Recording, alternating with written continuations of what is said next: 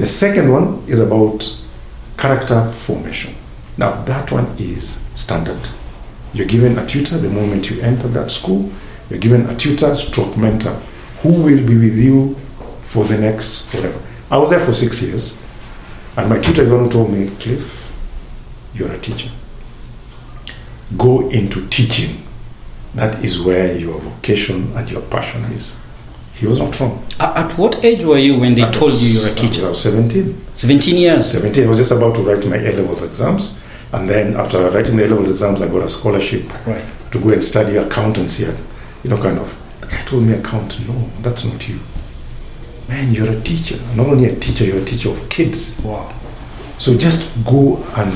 So I went to Kenya Science, did my teaching over there. But again, I didn't go and teach in secondary. I came back to teach in primary because that's where he told me I belong. So someone who sees inside you. So character formation, right? Standard, everyone has a tutor. The third one is sports and talent. At that particular time, even right now, almost 40 years apart, they still have a standard sports league competition within the class where students take part in almost 5 ball games. So what does that? Sports teaches you more things than anything else. Teaches you sportsmanship, discipline, losing, winning, all those things. Right. What else? And then the last one is community service learning. Now that one was not taught. It was actually practiced. Forget about being taught. It's practiced. So you pick up those things and you come out and you realize beyond your grades, you are actually human being. Yes, you're a complete human being. You don't notice it. For us, it's other people who noticed it. So I go into the teaching profession with all those 4 pillars behind me. Okay, those 4 pillars, right? So anywhere that I've gone, I've never looked at the curriculum. So I went back to Strathmore, and that's where I taught for 9 years, and I became part of the system. However, I felt like 844 was stifling my creativity. Right. Yeah, because at that time drama was not very prominent in that space.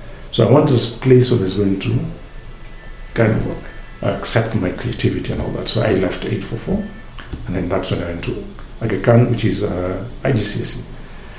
And I remember my boss telling me, there's something different about you. I can't place it, but there's something different. It's because you're not just an educator. Yeah. It's like, so I asked her, okay, different good or different bad?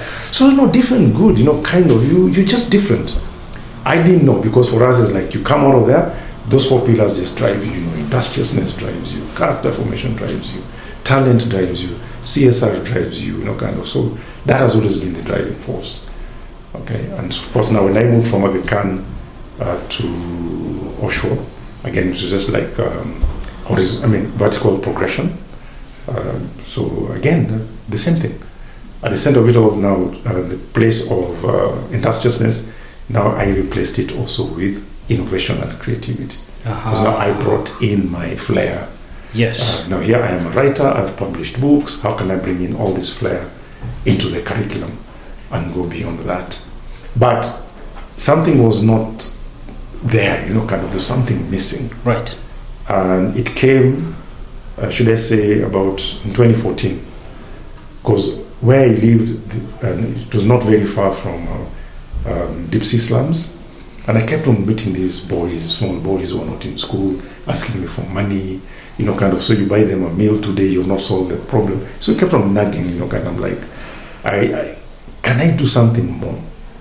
And hence, Homeless on Nairobi was birthed, and we started a feeding program from the street kids.